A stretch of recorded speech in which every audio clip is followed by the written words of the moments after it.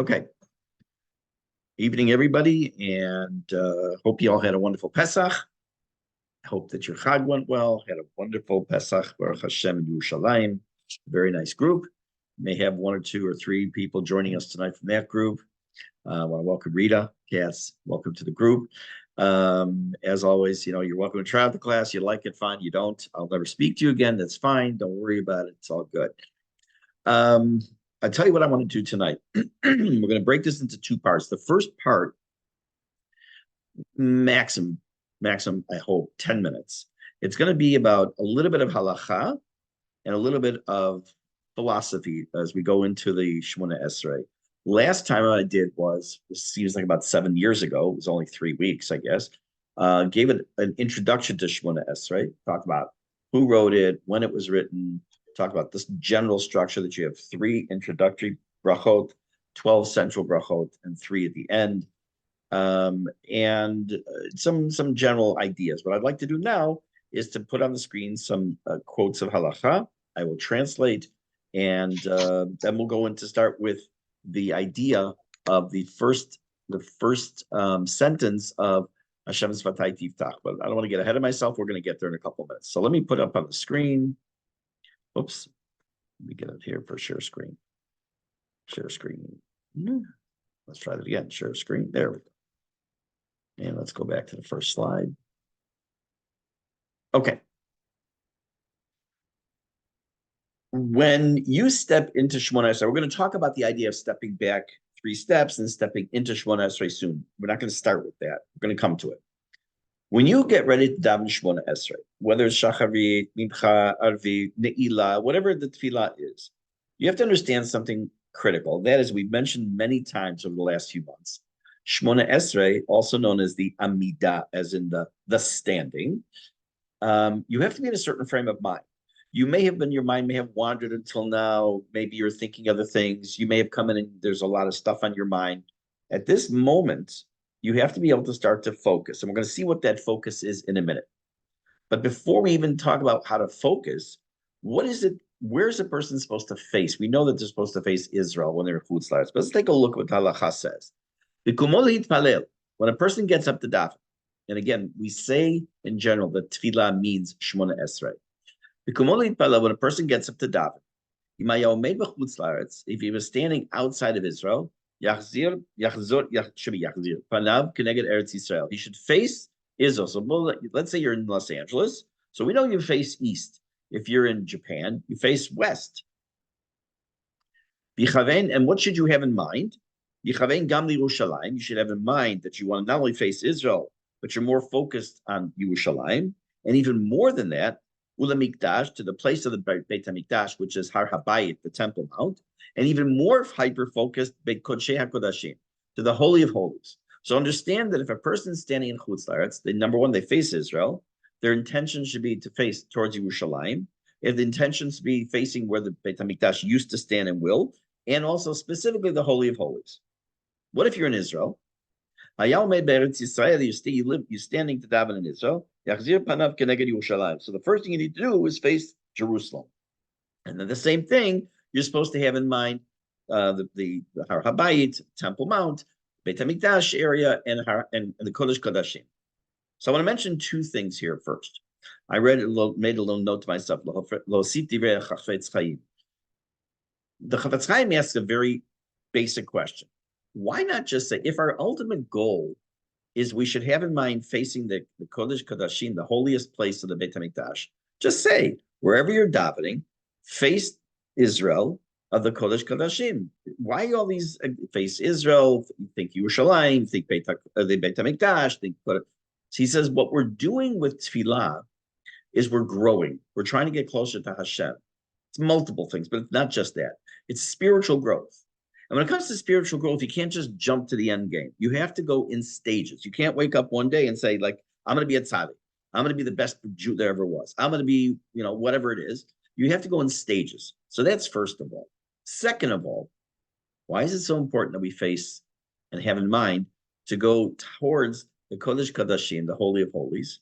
And I've mentioned this before briefly, and that is the idea that all of our tefillot, go derech Yerushalayim, wherever in the world a person is to daven, they go, the tefillot, so to speak, fly and take something spiritual into the physical world, fly to Yerushalayim.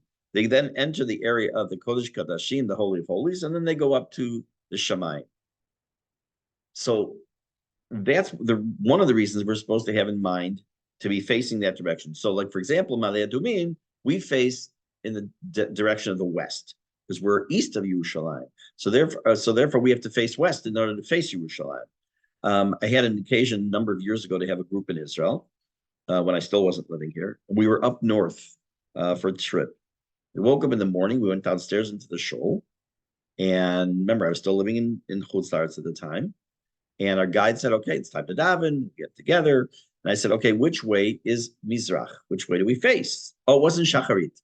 It wasn't. We were standing somewhere outside. It was Mincha. I said, "Which way is Mizrach? Meaning, which way is the east?" He said, "Who cares?" I said, "What do you mean, who cares? We have to face Yerushalayim." So, well, if you face east, you're not going to be facing Yerushalayim. You're going to be facing Japan. What do you mean? So it finally dawned. It took him a couple minutes to get through my skull. It says, when you're in Israel, which is this halacha, you face the direction of Yerushalayim, not Israel, because you're in Israel. So therefore, you up north, you face south. If you're up down south, you face north, etc. Okay, next halacha. What happens? You don't know what direction you go. You don't have yourself a smartphone, so you can't put on your little handy compass. You don't know which way is east, west, north. You have no idea. You're in a hotel. You're at a wedding somewhere. You don't, and no one has a clue which way to face. So the idea is, it says, if you cannot figure out the direction, the ultimate goal is to have in mind your tefillah should go to God, not about the direction. What about if you're in an airplane? Tefillah b'matos, number 2. So I'm sure I've told you this story that I was flying once with someone to Israel, and they tapped me on the shoulder. Remember, flying from the United States to Israel, which direction they should face. I said, well, you're flying towards Israel. He says, yeah, but we're going in an arc over the, so okay, fine. In any case, the issue of is not so much the direction in the airplane, but rather where you should be sitting or standing. There have been in the last number of years, many responsa, chuvot, about sitting down to daven in the airplane rather than standing up to make a minyan. Because in some cases, it's dangerous. In some cases, it's a chilul Hashem because you're blocking the aisle. In some cases, you're davening near the bathroom, and that's also not okay. There's so many problems with it. And I can tell you, I flew more than one time to Israel with my post, like Rabbi Gedalia Dov Schwartz, I sat next to him, and we said Shemona Esray, sitting down. What do you do when you're saying Shemona Esray sitting down about the steps back? And so it's not practical to step back. But you do a bow in your seat for the times you bow in Shemona Esrei, and we're going to talk about bowing at a later date. Next, I said about how do you get your mind into the frame of reference of what you're supposed to be doing? So there is this comment from the Ramah, the Shulchan Aruch. It says as follows: Yachshov kodem hatfila. Before you start to daven, you should think miromemuta el it'aleh. You should think about the grandeur of God, adam, and the lowliness of man. And anything you have in your mind, anything you have on your heart, try to remove it and focus on the davening. And yes, it's easier said than done. We all know that. Here's a little known halacha. I've decided to put it in here. It applies to Ashkenazim, although I don't see Sfaradim doing it. So I even see the Shulchan Aruch doesn't mention it, but this Ashkenazim. You're not allowed to kiss your child in the shul, the little children. Why? In order to entrench in their heart, there's no love that's greater than the love of God. Now, do people do it still, kiss their children? Yes. Do people not know sometimes? Yes. And maybe they still do it because it's kind of hard to avoid when you have this little child who's so sweet and comes up to you and gives you a hug, Shabbat Shalom. And yes, but it wants a child who's old enough, especially to understand, so, okay, I'll give you a hug. I'll give you a kiss outside Beit Knesset. Next. Last comment as far as the halacha, and then we're going to get started. There are people, and I've actually heard people say this. You think that they're, making this stuff up sometimes, the Shulchan Aruch, but I've actually heard people say this. I've heard that, Rabbi, I davened so well today. God just has to do what I asked him. There's no such thing. Shulchan Aruch tells us, Al yachshov, a person should not think, Ra'ui sheyaseh kadosh baruch hu bakashati. It's appropriate for God to grant my request. Why? Kevan shekivanti b'tfilati, because I focused so well on the davening that I did a good job. God should reward me. Why is what's wrong with that? Ki adarabah, just the opposite happens. Zemaskir avonotav shel adam. What happens is that by saying I did such a great job, in a sense, kiviyachol, as it were, God says, oh, you did such a great job today, but what about the other 7,937 times that you had no idea what you were even saying, and you were just mumbling the words? Now you want me to grant your request? I don't think so. Ella, go down to here where it says Ella, rather, Yachshov shi'aseh kadosh baruch hu bechasdo. Whenever we approach Hashem, it's not because we feel we deserve anything. I don't deserve the parnasa. I don't deserve the health. I don't deserve the shit, whatever it might be. Rather, we should hope and pray that God does it from chesed, from pure 100% gift from God. V'yomar b'libo, and he should say to himself, Mi ani, who am I? Dal v'nivzeh, I'm poor, I'm downtrodden. I'm going to go before God and say, who am I to go to God? If it were not for his great chesed,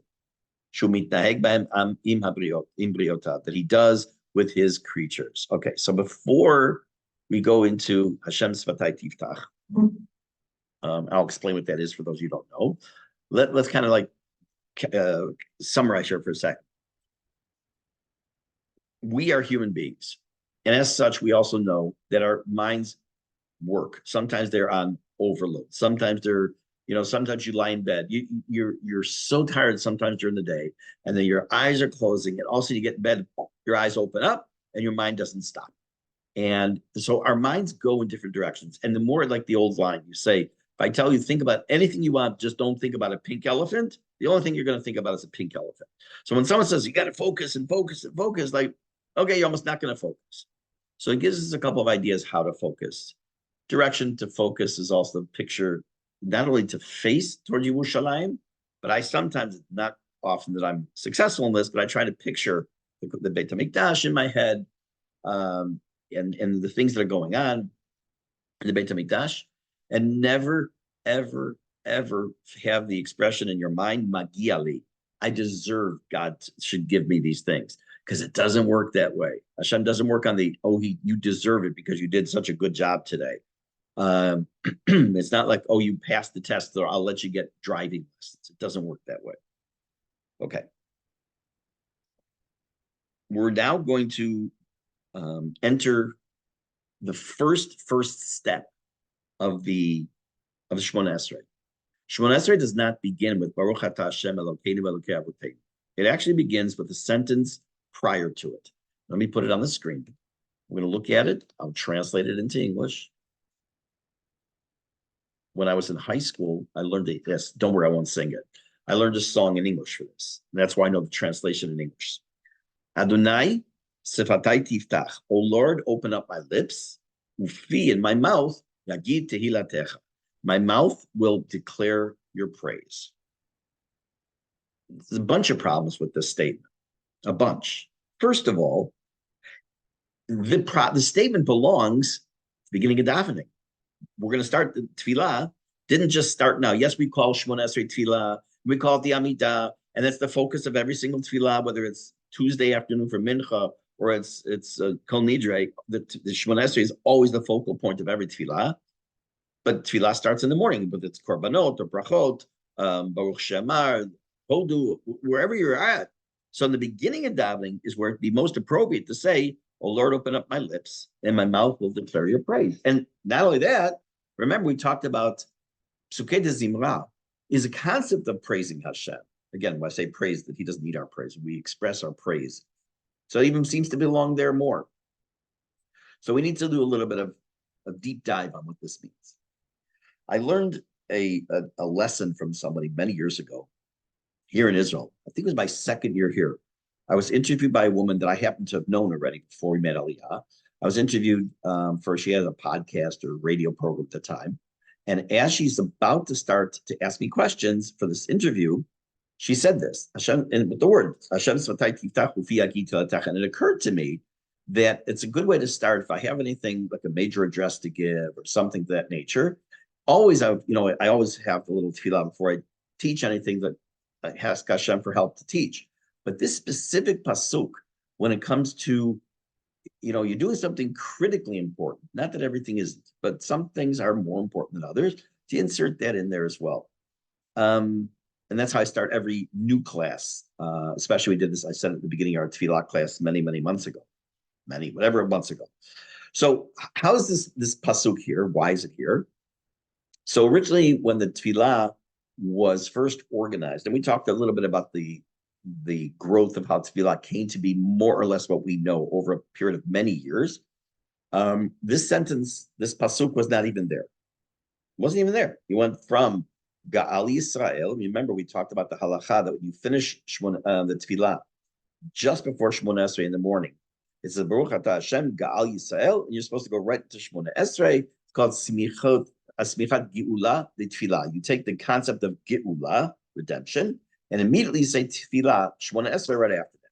So it used to be Baruch Atah Hashem Ga'al Yisrael, then Baruch Atah Hashem Elokeinu v'Elokei Avoteinu. Hashem Tzvatai Tiftach wasn't even part of the tefillah. At some point, and I can't tell you when it was because I didn't do enough research, the Chachamim decided that we needed a help, that the people's ability to focus and concentrate had started to wane. And the Chachamim added this pasuk, so it helps us say to Hashem, look, I need your help. I need your help. I can't do this alone. But help me open my lips to talk to you. On the simplest and focus, on the simplest level, that's what it is. But you might say, well, wait a minute. If it was added, didn't you just say that you have to do Geula, Baruch Atah Hashem Ga'al Yisrael, immediately before Shemona Esrei, Baruch Atah Hashem Elokeinu v'Elokei Avoteinu?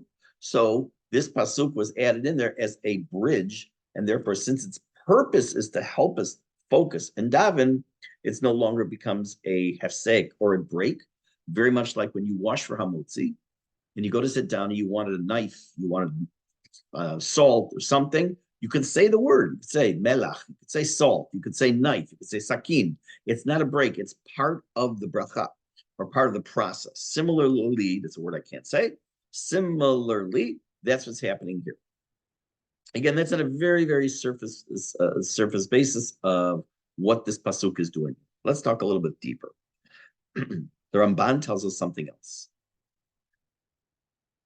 That the word sfatai here does not mean my lips. There's another meaning to the word safa, or sfat. Sin pei taf. Sfat hanahar. Sfat hanahar is a riverbank. What is the purpose of a riverbank? So you have water, it's going back and forth, and at some point the water goes up to a certain point, and then there's dry land. At that point, that's called the river bank. So you can stand on dry land or you can go into the water. But the purpose of the river bank is to prevent the water from going somewhere. It stops the water. So Ramban is saying that in an allegorical sense, what we're saying is Hashem, open up these machsomim, these barriers to my being able to daven. Hashem, svatai tiftach, open up these barriers. And by doing so, things that prevent me from speaking to you, from expressing myself, I'm able to then, because of that, give your praise. I can remove these impediments to allow me to daven. That's based on the Rambam, but it's Rabbi Mordechai Gifter Zatzal, who actually, as far as I remember reading a long time ago, is the one who really kind of built on this idea. Now, what is it we're actually doing, though? Are we asking Hashem, like, just open up our lips? Is it because we couldn't speak till now? What is this exactly? So we're not really adding or asking Hashem for assistance per se. What are we doing?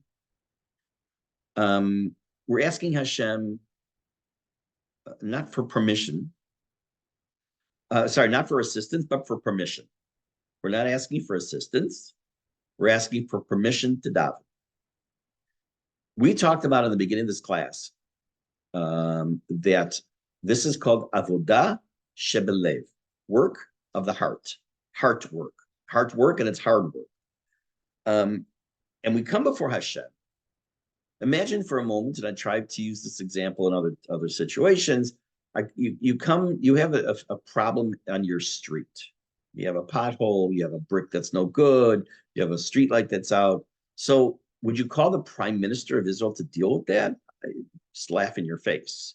Who are you going to call? So you send, if you have an app, you send it to your area, to your municipality. If you know somebody in the city, you call them. They can. And that's one thing I must say, that especially before an election, they really took care of things quickly. But you don't go right to the top. Matter of fact, when you are trying to deal with an issue or problem with the company, generally you don't go to the president of the company right away. You try to go through channels, customer relations, then you try to speak to the supervisor, you work your way up. So who are we to go to God? So therefore, part of our avodah, part of our work, in quotes, of this whole issue of going to God is asking permission. It's like, remember I told you, we're like, until now, we've been entering different areas closer and closer to God's office. Right now, the secretary, so to speak, has opened the door to the office, and you kind of timidly go, knock on the door. May I come in? That's this, according to some commentaries, that it says, this is my asking permission to now address God directly. Notice also something very important. From this point on, until we finish the entire Shemona Esray, everything is in plural. We, us, our. This is the only sentence until we get to the end of Shemona Esray. It's in singular. I. O Lord, open up my lips and my mouth will declare your praise.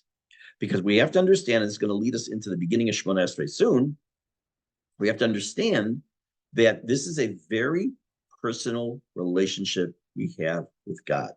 It's not like you're standing in front of, again, I'm using this just terms in anthropomorphic sense, giving human quality to God. It's not like you're standing in God's office. He's got all these piles of these prayer requests on his desk, and he's just like, okay, go ahead. And you got like 25 people around him, and all these angels are trying to get his attention, and all, and you're trying to squeeze a word in. What Hashem has done, so to speak, is he's cleared everyone out of the room, clears his desk, tells you to sit down, says, I'm ready. Tell me what you need. Tell me what you want.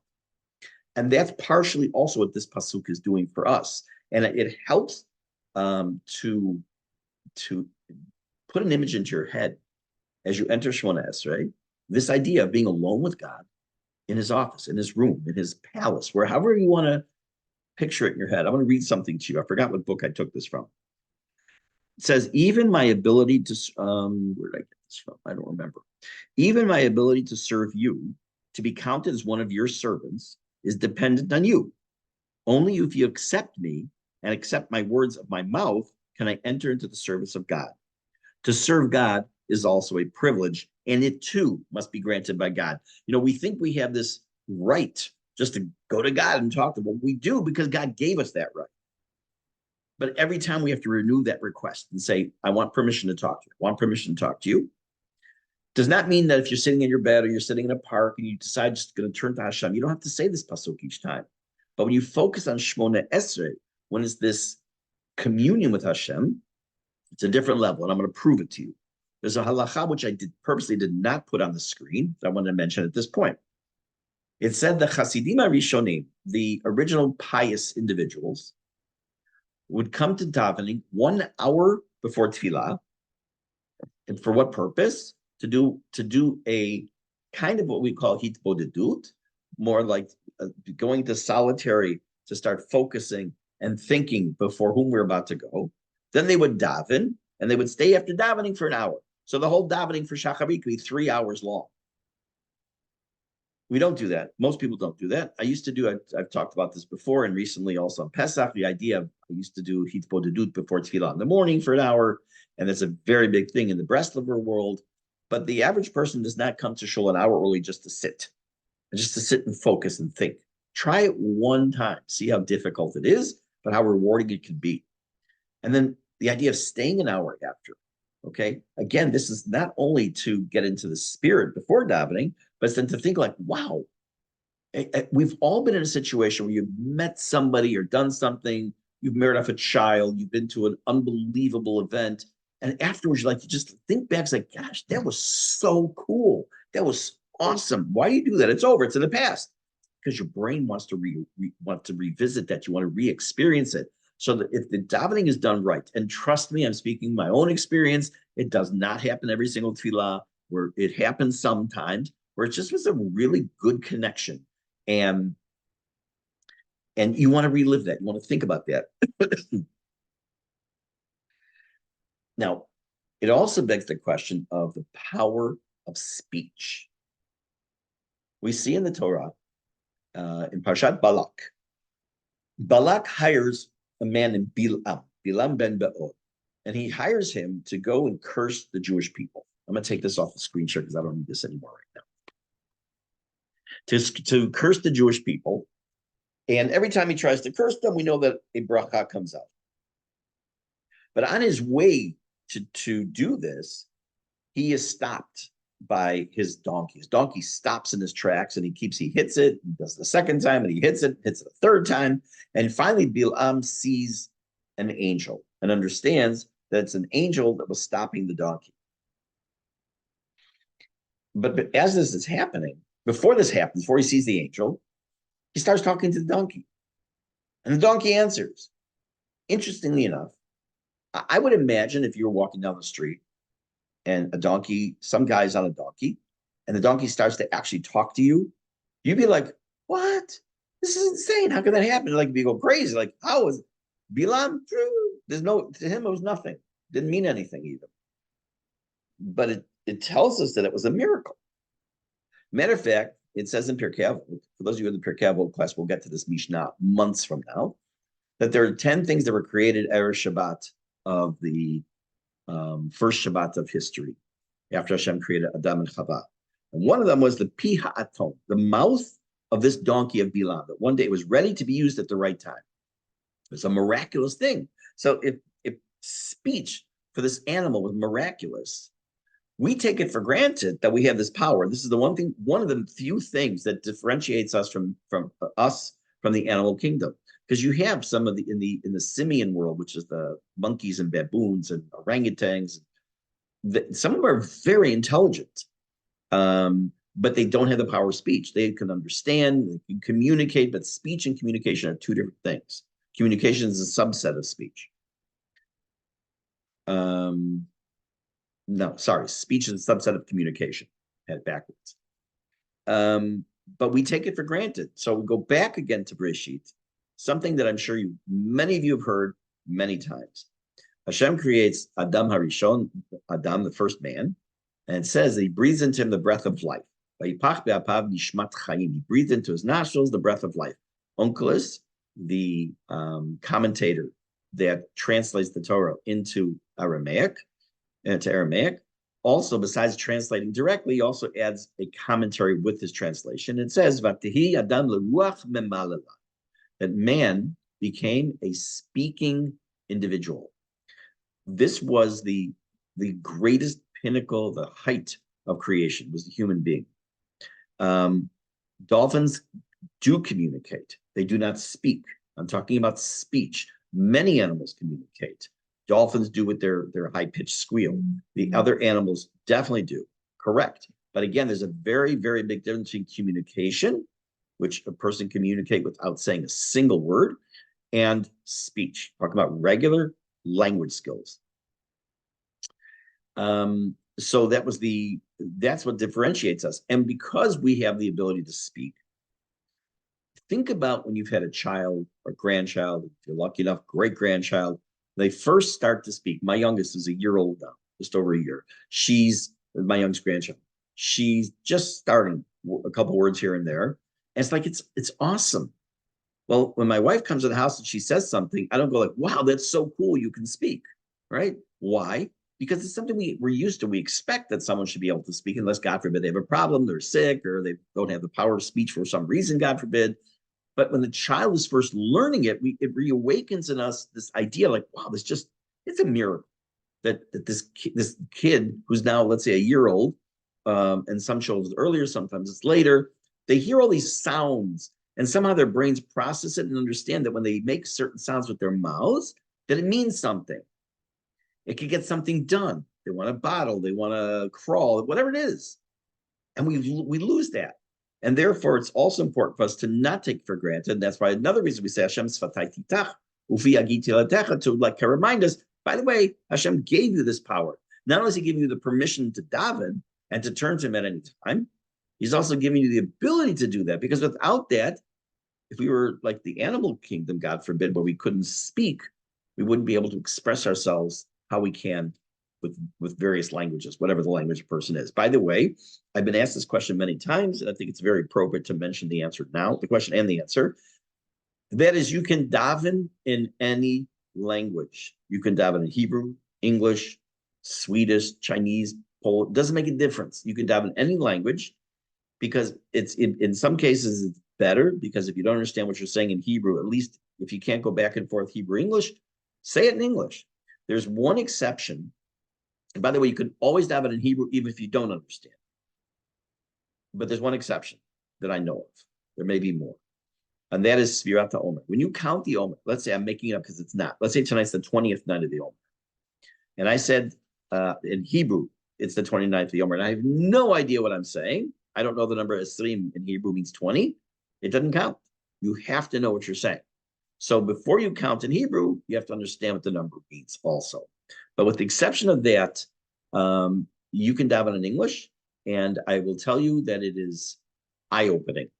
When a person davens, there are many, many years, in some cases their whole life, and they realize they're just going through the motions and saying words, they have no idea what they're saying, then you start to look at the English or the French or the Spanish, whatever the language might be, and it's like, wow, I didn't realize what that meant. I'll tell you a story. I don't remember if I told you the story at the beginning of this class, but I'll tell it to you now. There was a Rosh Yeshiva of, I don't remember which city, but I know it was the United States, that on Rosh Hashanah, he was using an English Hebrew machzor. And one of his students came over to him and says, Rebbe, I don't understand. Why would you use a Hebrew English machzor? Don't you understand everything you're saying in davening? So he says, let me ask you a question. Let's take a look at these words here in the beginning of davening. It says, lehachbira, the system of God, lahachbira. You can't lahachbira. What does that mean? He says, I don't know. He says, well, I don't know either. That's why I use the English to understand words I don't know. It means to make a connection. There's no connection. You can't find a second one like that, like God. So just because a person may have grown up religious, just because a person went to Jewish day school and yeshiva high school, maybe went to gap year or 2 or 3 and sat and learned, doesn't mean they're going to understand everything they're saying in davening. It still counts. But if you want to understand what you're saying, it's even better. And if you have no idea what you're saying, even better yet, to look at the English or even say it in English. Perfectly fine, still counts. When we start that sentence, Adonai Sfatai Tiftach, Fi, Agi Tilatecha, O Lord, open up my lips, my mouth will declare your praise. We start with, remember, we talked about this many times, that God has multiple names that we use. Elokim, Shakai, Tzvaot, Yud Ke Vav Ke, the Ado and Nai name of Hashem. There's many names, and each one has an Elokim. All have a certain significance and a certain meaning. So of all the words we use to the appellations of God, we use the Ado and Nai. Aleph, Dalet, Nun. Yud, known as Shem HaAdnut. Why? Why is that the one that was chosen? So the question is, actually back up a second before I answer that. There is the Vilna Gaon and others, he's not the only one that said this, that anytime you want to know the essence of a word, let's say you have the word kiseh, you have the word galgal, you have the word shamai, whatever it is, when you look for, if the word exists in Tanakh, you find the first place it exists, and there will tell you the essence of the word. There you can really find out the depth and meaning of that particular word, in the context of the pasuk, in the commentaries. So where's the first place that a first person uses this name of God? It's not the first time it appears in the Torah. The first time it's used is by Avraham Avinu. Avraham Avinu refers to Hashem as Adonai. And it's also in the first person. It means my master. Remember that first sentence is all in first person, singular. So Avraham Avinu is the first one to use this concept in Tefillah. It's used the first name. He's also the first person to institute a concept of Tefillah, because we say the Gemara, that Avraham Avinu established Shacharit. And he's also the person for whom this first bracha in Shemona Esray is referred to. Is, and we finish it, we say, Baruch Ata Hashem Magen Avraham. Now, I'm not going to get into the details yet, into the first paragraph, but we know we mentioned Abraham, Yitzchak, Yaakov, and we only end with Abraham's name, Baruch Ata Hashem Magen Avraham. All these connections between the bracha, Magen Avraham, the use of the Ado and name of Hashem, recall Avraham because of the idea, the institution of prayer starting with Avraham Avinu. Does not mean that before him no one prayed to God. We know they did, okay? But with and he called the name of God, El Elohei Yisrael. There's all different expressions that are used by Avraham, and we know that there was concept of prayer before that already. But it is the concept of a daily idea starts with Avraham Avinu, and so therefore we start our prayer with the memory of Avraham. Why is the bracha Magen Avraham? When we get to the bracha, we'll discuss that. Before you say it, Hashem Satai Tiftach, though, I said I'm going to come back to that. We take 3 steps back and then 3 steps into Shemona Esray. When do you do that? So when you stand up, if you're davening at home, if you're davening alone and not in the minyan, it basically still works the same way. If you've been sitting until this point, by Tilot Leil Elyon Baruch Hu Morach, we start to stand up, right? But shortly before Gal Yisrael, and then as you're saying Tzur Yisrael Aleinu, the sentence or two just before the bracha Gal Yisrael, you take 3 steps back and wait, and when you finish Baruch Ata Hashem Gal Yisrael, you step 3 steps forward, keep your feet together. We'll talk about in a minute why, and then you start. So the question is, why take 3 steps back in the first place? Why take 3 steps forward? What's the purpose? To just start, put your feet together, and pray. So first, let's answer the question: why do you put your feet together? There is a Masorah, there is a tradition that we believe that the Malachim, the ministering angels of God, have what's called Yivegel Yishara. They have 1 leg. That's all. They don't have 2. They have 1 leg straight. And therefore, we are imitating, so to speak, with our posture, we're imitating the angels. As a matter of fact, in Kedusha, which we will get to eventually, when we say Kadosh, Kadosh, Kadosh, we go up and down, up and down, up and down. We're imitating the concept of the movement of the angels as well. But the question let's come back to now is, why do we take these 3 steps back and then take 3 steps forward? So there are probably a lot of answers to this. I'm going to give you just 2. 1, if you've ever had anyone talk to you about self-help, you want to kind of work on yourself, or you've just decided you need to work on yourself for something, there's an expression that's often used. It says, okay, let's just kind of take a step back and look at the situation. You use it in business, you use it in childcare, you use it in everything. Let's take a step back. So as you step back, you kind of like saying, okay, taking an objective look, who are we? We're coming before God, right? We said this is a tremendous privilege. We have this opportunity to come to God and to daven before Hashem. Where are we on the religious and on the spirit, not the religious, but where are we on the spiritual spectrum? How do we relate to Hashem? How do we relate to ourselves? Do we come thinking I'm worthless? For those of you who learned Tanya with me, you remember we talked about the idea you never want to come in there into davening, and never to davening. It's anytime during the day. I'm worthless. I'm nothing. I'm nobody. You are a spark of Hashem. You have in you a spark of God, chelek elokami ma'al, a piece of God in you. So you're not worthless. You have this neshama. You have the soul. But after we've determined for a moment, it doesn't mean we do this every time. It's a symbolic gesture, but it can be done. Like just take this a couple seconds and think about, okay, who am I? Where am I? Then you step in to stand before Hashem and start your tefillah. Going back to the mashal, the parable of entering God's office, you've knocked on the door, you say, may I come in, right? And this booming voice says, my son, my daughter, come on in. And you kind of like, a little bit like, okay, you kind of cower a little, step back, and then you get the courage and you step in.